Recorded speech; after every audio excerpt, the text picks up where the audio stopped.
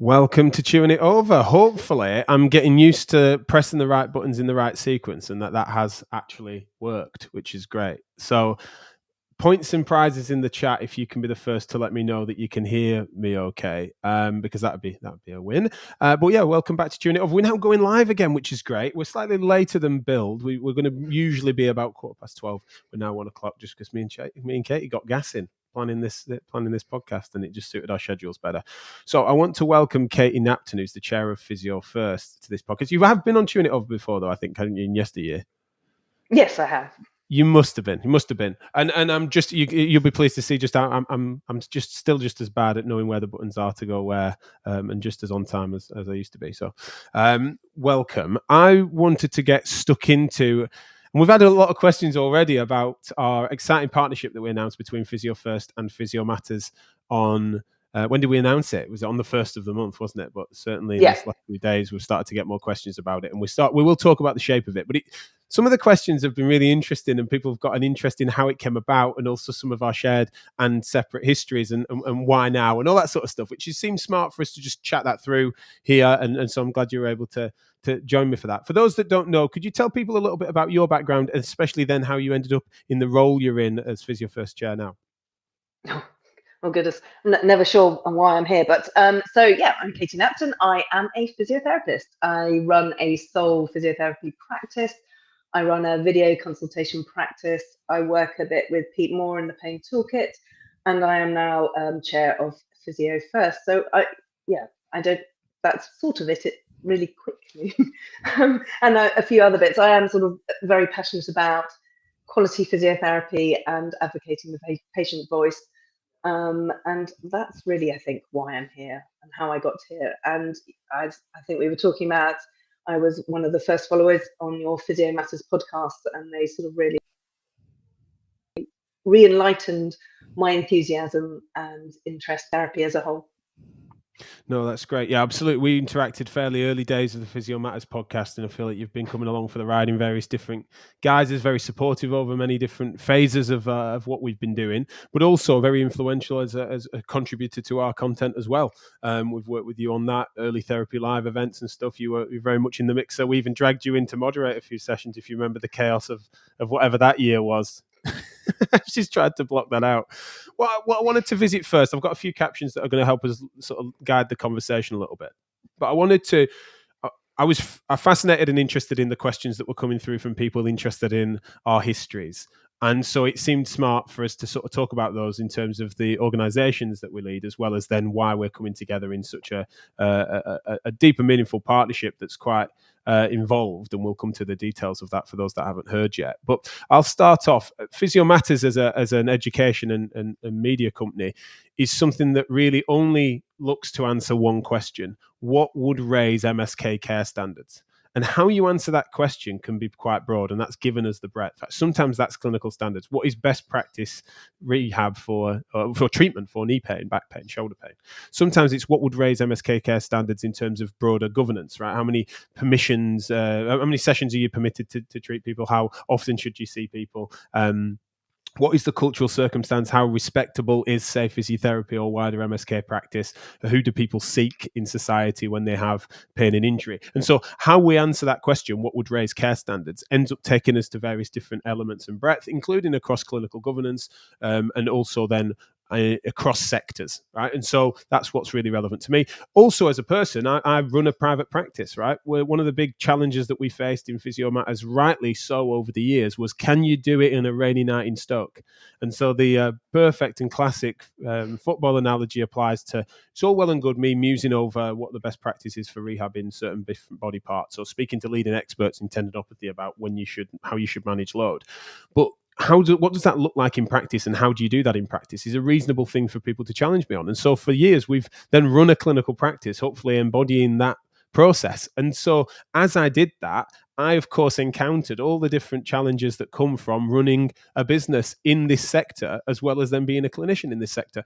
And so I started to then naturally pay attention and be supported by Physio First in various different guises. Granted, sometimes as a critical friend, other times as a sort of diligent member. But generally speaking, that's sort of my story in terms of Physio Matters and as a person for how this kind of came about and our background and history that brought us to this point. So can you just match me for that, Katie, and just tell me a little bit about the organisation and yourself within it?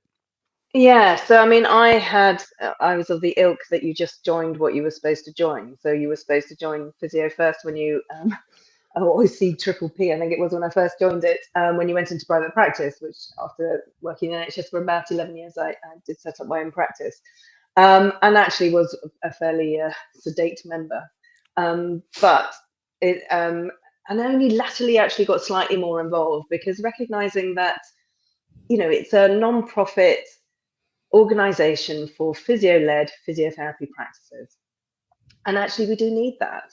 And it's only more recently I sort of recognized that people need it more than ever, but people don't always see the relevance. So I got more involved with it. It's probably COVID when people needed advice about video consultations. So Physio First actually reached out to me then. I did talk about the grooming process, but I've now ended up being chair because it was never my intention. And I'm still slightly surprised and I have a lot of friends still laughing at the fact I am chair now. But I feel that, it has such a role. Its main USP is actually the business side. So it's just to do that everyday support, those obvious things that as physiotherapists, we don't necessarily know about. So we are basically that friend. There's, a supported phone line, everything is there. And it's always been perhaps under-recognized how forward-thinking it was. So it had that, we started the data collection in 2012, and that's moving to Keel and going on to bigger things. So I think perhaps some of the work they've done has been under-recognized, and I just want to check that we evolve it and move it forward. So I'm really excited that things are changing, but we mustn't, forget that they have done a lot in the past, but we need to stay relevant.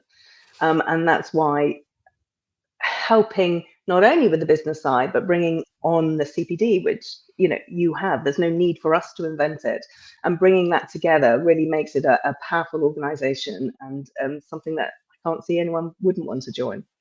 No, that's great. We're definitely going to get stuck into putting the meat on the bones of what the partnership involves and what members then are going to get from that, and hopefully how that will evolve into the future is what we're going to sort of tease at today, and also involve members in those discussions, of course, in the future. And what that will become will depend on the member engagement that we can hopefully then stimulate because of this. I think one of the things that is almost our shared history. So we're thinking about our histories of as people, and as worth us just nodding to, because a couple of people have been in touch to say that they were pleased but pleasantly surprised to hear about this and stuff, is that I don't think there's ever a circumstance where Physio Matters and Physio First have ever been at loggerheads. I don't think there's been any public or private disputes necessarily of any overt size, but I do think that to some extent people will possibly reflect on me as a person or other senior members of my team not necessarily always being then massive supportive cheerleaders of Physio First in certain phases. And especially if we go back a few years, I think that one of the things that people would have expected me and mine to do what they were usually obliged to do or would normally be a pathway. If you're working in private practice, why wouldn't you then be part of the special interest group, or old money, they called it that, didn't they, now professional network of the Chartered Society of Physiotherapy that's most responsible to your work? That's a normal thing to do and a normal place for you to lend your voluntary work or advocacy, etc. And that's a natural pathway. And I don't doubt that that's a natural pathway. And it wasn't just because we were being natural contrarians to do things differently, but it's just that we sometimes felt a little bit taken for granted by that natural pathway, especially once we had a platform and voice that kind of naturally emerged from us putting some stuff on the internet and calling it a podcast. And so it just felt like then we were just getting on with our own thing, and that we were sometimes looked at as being heretics for not naturally then just being folding in under what would be a normal pathway. And I think some of that, and I hold my hands up now, is that I think some of that was perceived. I think that to some extent we fancied ourselves as young radicals and admitted that we possibly liked the fact that we were pirates and we weren't necessarily tethered to an organization, that we were doing things differently. And we maybe did miss the fact that there were certain synergies we could have lent into, and we were maybe playing at that. Maybe it was a personal and professional maturity that needed to occur over time for us to lose that chip on our shoulder a little bit, stop fancying ourselves as the radicals, and realize that actually there were lots more ways in which we could have worked together on. I think that that's something that I look back on in time, but I also think there is something to be said for the fact that we weren't doing that on purpose, and that we didn't necessarily feel that what we were doing and what we were saying was as compatible with what things had gone before. And it took a bit of adjusting, both from us to mature, but also for the organization to recognize we weren't a flash in the pan, we weren't just making noise for the sake of it, we're here to stay. And that as we've matured, it became more compatible for that partnership to kind of come together. We became more obviously on the same path with similar values as you guys reformed, as we reformed, etc. So that's kind of my reflection as to that, what I think is a shared history. Do you disagree with any of that, or have anything else to add? I mean, things need to change, don't they? So, I mean, we have had to review what Physio First offers and how we are set up. So we have done some streamlining. We are looking at becoming the relevant bodies for people to go to. So I think not that anyone's been sitting on their laurels, but sometimes having a more external view, reviewing it, is actually really healthy. So I haven't been sort of on the committee. I haven't sat there for many years like some, so I can see things a little bit differently. So potentially that hopefully will freshen things up a little bit and be able to sell perhaps what they were doing already, but we need to sell it in a different way and make it more relevant. Yeah, no, that makes sense. I will also just give a quick nod to COVID as well. The COVID situation made me realize just how important good advocacy, good governance, good support, even if it's sort of literal shoulders to cry on sometimes intra-professionally, is absolutely crucial. And I took that for granted. It's almost like I didn't, I was living on an island and didn't realize tsunamis can happen. And I was in private practice with a relatively new practice, building that up steadily, and then I had to literally close my doors. And when should I and could I legally open, and where do I get PPE from, and how do I find peers that are in a similar boat to talk about how we might appeal for grants, or how do you speak to your insurers and stuff, and to witness Physio First really step up and lead on that under Karen Lay, and to really then recognise the value. I think again, part of that maturity I mentioned before, I was confronted by the fact of the necessity for a strong Physio First is good for all of us, and that really moved me to becoming a member and increasingly supporting and leaning into some of the reforms that you're mentioning. And I think that woke me up a little bit as well. And I think it gives us a chance to think, well, hopefully we won't have an event quite to that extent that we're as unprepared for as that. But generally speaking, it should speak to why we should have that strength together and be able to advocate for ourselves in private practice as a community. And I think Physio First are perfectly placed for that, both by the legacy infrastructure that you have, as well as the expertise of the membership at writ large, if we can collaborate under a shared vision and value. So did you feel, because you mentioned about COVID naturally being when Physio First started to consult you over video consultations, I can so make sense of that. But what around that time sort of, because you could have lent in for a bit to donate your expertise and then backed off. You've got plenty of opportunities, but you didn't. And here you are, you lent in, stayed in, and now chair it. So what happened around that time for you that made you then feel that this was something that you could help to initiate changes in? Because I was impressed. I mean, it is, it's a phenomenal organization, in fact. And the more I got sort of, involved with it, I recognized that, there was quality, perhaps, and not everyone was understanding what was there. And they were a really strong, clear voice during COVID. And so if they could do that then, I'm thinking, well, actually, moving this forwards and progressing, our passion of quality physio, why couldn't it be still relevant? And actually it isn't that old-fashioned professional network that people just go, oh yeah, no, we don't need to join that anymore because we've got, Facebook, we've got Instagram, we've got everything out there.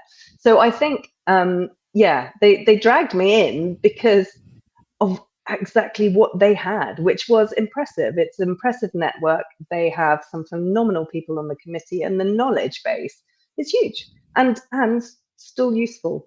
So yeah, that's probably how I sort of suddenly realized it has relevance. Got roped in, and it was sticky. That was impressive, because I watched on that, obviously, as peers and friends and stuff. As to, it turns my head to the fact that you were then. I know you're not clumsy with where you lend your time and where you lend your support, and so I was really impressed at the fact that then, as a matter of me doing due diligence as to what Physio First was up to, it was really relevant for me to see that you'd peeked behind the hood and been impressed, and therefore were feeling like this was an organisation that, especially if it got its messaging right and started to be seen and respected for what it'd been doing, and then that had a real exciting future, of which we've then looked to collaborate. So I can move us on to what would then be what it is we're on about. So the fundamentals of the partnership, in terms of the things that members will see straight away, because it's all well and good as saying that we're in partnership, and what that means might be that we're aligning values and we've got stuff to come. We have launched this partnership and immediately then sent emails to all Physio First members, so check your inboxes if you haven't already, to invite them into what is then a shared content library that gives you access to everything that Physio Matters creates. So that's all events, the entire content library, which is the largest content library in the world of its kind. You get MSK Mag, which is our monthly periodical. You get access to all articles, both the history of it and over the course of the last year, as well as then ongoing. And so everything that Physio Matters produces, you then get as is included then within your Physio First membership. And that portal, instead of it just being access to our existing site, we have then created a unique and bespoke product that then also has everything that Physio First produces and creates as resources to support you in practice. So what that looks like is you've got Physio Matters and Physio First producing clinical, business, and governance related content to support private practices in their work. And that is going to go straight onto there. It's a one-stop shop, and is something that can evolve as the relationship evolves, as the needs and demands of your work evolves, as your membership engagement tells us what you want and what you need. And there's a place for us to put that, and for you to not wonder where to go and where to look. Like Kate mentioned before, yes, there's great active communities involved across different social media platforms, but where do you go as a repository of information that you can rely upon, and also not having to then scramble around trying to find an email that you think you saw 6 weeks ago? It's all going to be available and there and accessible. And the way that then sets us a foundation for a partnership as well for the future, which we'll come to, of course, some of the plans. That is what we wanted to do. It's not to launch the idea of a partnership. It's like, no, straight away, you as a Physio First member get access to that at no further charge as part of your membership fees, is a commitment to your education and development.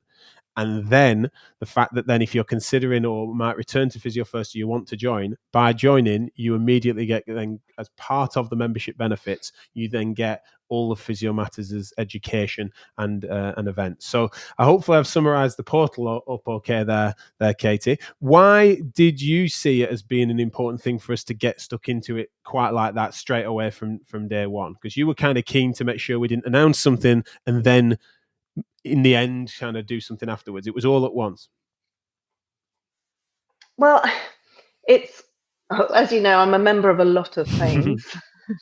And yeah, so and I just, well, so there's one thing that was really important for me to check that it was included in our membership, so it wasn't just money off, because it needs to be, and without me trying to avoid going into the future, but it needs to be an evolving thing, because we have members from all walks of physiotherapy, so the breadth, and we want to be able to address all of their CPD needs. And it also ties in that we're launching our clinic membership, so all clinic members will have access to Physio Matters and the Physio First platform. So it just ticks all the boxes, and it will have everything. And as I said, we will be led by members to evolve it further. So it'll have your clinical, but it's also being able to put on our specific webinars. So we have, member benefit webinars that are always interesting. We also have other content that we can add to it, but we can progress it and make it specific to what people need.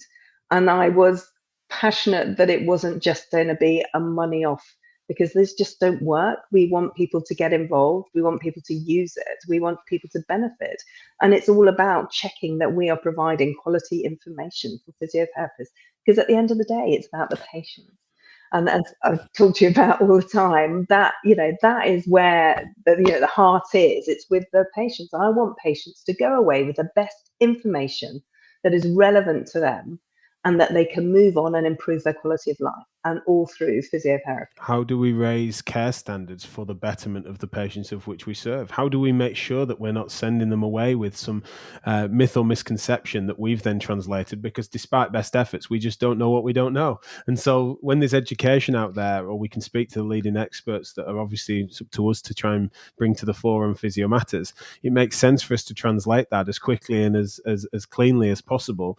And I think that when I launched MSK Mag, now just over a year ago, particularly 18 months ago, we really started the conception of that, and sort of retrofitting a monthly periodical into our offering was unusual, because usually it's multimedia things that kind of splinter off an old print copy magazine type thing. So we were doing things a bit backward. But one of the things I wrote in my first editorial was that what made Physio Matters podcast particularly successful in its early days, partly it was just the first show in town and we got there first. I like to think we were the best as well as the first. But people had content in common. Those staff room conversations, or the things that you might collaborate with peers with, they had this radio show that people listened to each month, and we knew that because we knew the numbers, and people kind of had that in common, and it dictated how they might think, and not necessarily because we told them what to think, but just it directed their learning for a little bit, or they understood the arguments, they understood the balance. MSK Mag was trying to do that again, because Therapy Live did it in the pandemic. We were all sort of locked behind our screens. And I think that MSK Mag had a chance to do that again. I think for Physio First members, if it had been that then a few hundred people had then decided to then become customers of Physio Matters, it's not going to do the same. It's not going to have the same effect. And also, we would never have been able to then create a shared portal of which Physio First, almost a massive fancy glorified intranet, can also exist with Physio First content. We'd have never been able to do that. So to get everyone on there is such that it means that people will have content in common. They will be able to reference and link to things that have moved their thinking on a certain topic, and also then be able to not worry about encountering a paywall because they don't happen to have access to that. We've had situations before where people think that they've got access to the same content, but actually they attended a different event of ours, and so they only had 3 months worth of access to that.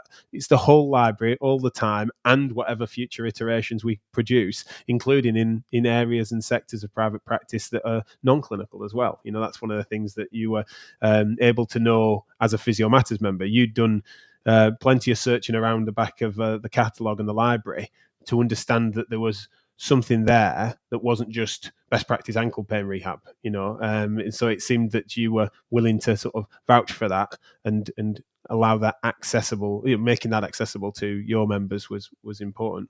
You could have done it yourselves, though. I think that's one of the things that's fascinating to me, and I suppose one of my questions is, like, you guys could have revived your education committees that would have naturally produced your conferences before COVID, and then just started to curate online content, and would have then found ourselves in competition to some extent. You chose not to do that and collaborate instinctively. Why? I think collaboration works better.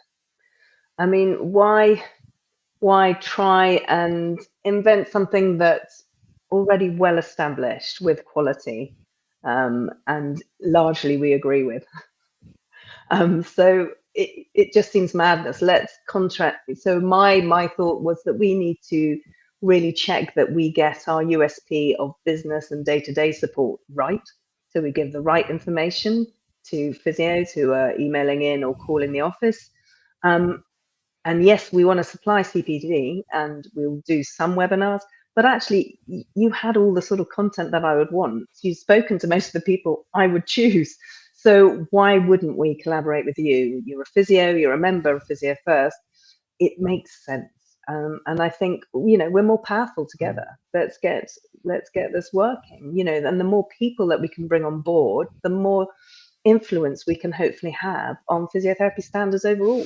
We've got a couple of I forget to check the chat because I'm out of the habit. But Celia Champion has said hi, Jack and Katie. Celia was on this show recently, and also I know is a co-collaborator across both of our projects. But it's going to be exciting to see. And Celia is another example of someone whose content is then across the library in all different forms, and will grow, because I know you guys as Physio First are producing material with her as we are. And so it's another good example of people that are really positive influences in our industry are going to be able to have a platform on various different events and circumstances. But then that, you don't have to be there for that moment. It will then immediately go into the library. You can rest easy, go and do, don't worry about putting it in your diary. We've got you covered. You have the ultimate library on demand. And I think that's one of the things that people have been frantically asking us in the last few days is, when do I need to set my clock to attend this or that or the other? If I miss the masterclass event, it's like, no. It's okay. It's going to then be available and searchable, and that applies to all of our business content, including from Celia, which is really cool. Which is I'm certainly excited for. The last thing I wanted to make sure we visited is then what the future holds, and we can sort of say that for as both organisations, but also especially for the partnership. But what and you can be as you can cast the future as far as you like. If you want to do next week, you can. But if you want to do 10 years, like what's your vision for this?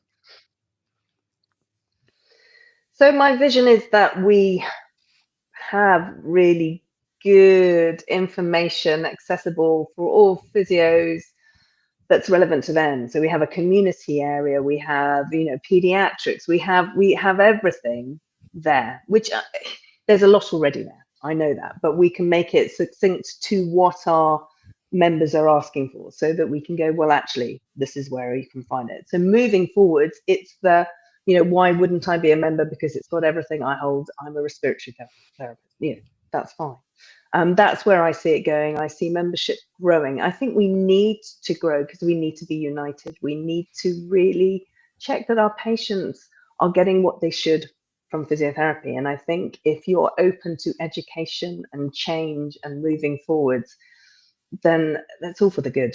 So I see it's exciting. I'm really excited. I think this is a really positive. I'm still amazed we've managed it, but a really positive move. And I think the future is looking at growth, and with growth, bigger influences. And I think that's really good. I think it was a mad idea. In first thought, I think it was actually a bit daft, because it was just really challenging to make sure that worked for everyone. But I'm glad we were ambitious. I'm glad it didn't we didn't compromise excessively on the shape of it, because it's exactly what it needs. I think of Strong Physio First as an advocacy group, as a lobby. We need that, and I think Physiomat has been able to support that, rather than just from afar, but actually from in the trenches, because we are members. We understand acutely the needs of the market, because we're in it. We know that the reputation of physiotherapy and private physiotherapy is essential to the broader market and the way in which we all trade, both to do business as well as then for being respected by the patients, of which have got their sore bits, of which they might trust us with. And so I think that's what I'm really looking forward to, is producing content and material that raises clinical standards, business standards, as well as gives a voice to professional governance issues and advocacy that otherwise hasn't been as unified as it could be. And I think that force that we can be together is an exciting one. I think that as we look to the future and we think about what that means for the sector, we are me and Celia talked about an increasingly mixed economy for health.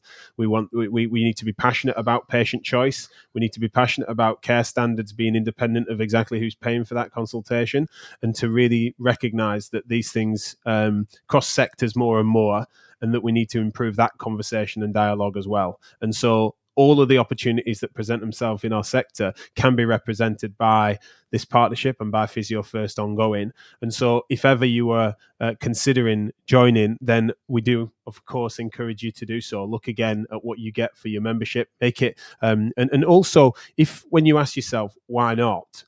We want to hear that answer. We want to adjust for that answer. We want to recognize that there may well be a number of reasons as to why you find yourself not wanting to, or feeling like it doesn't meet a threshold for you.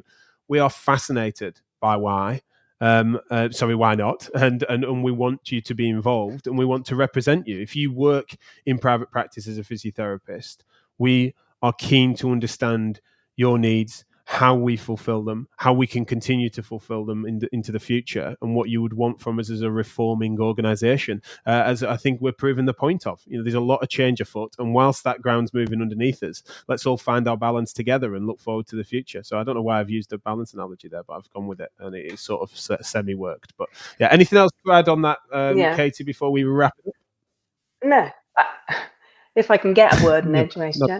So the aim is really to support physios so that they can support their physios to their patients to their best ability.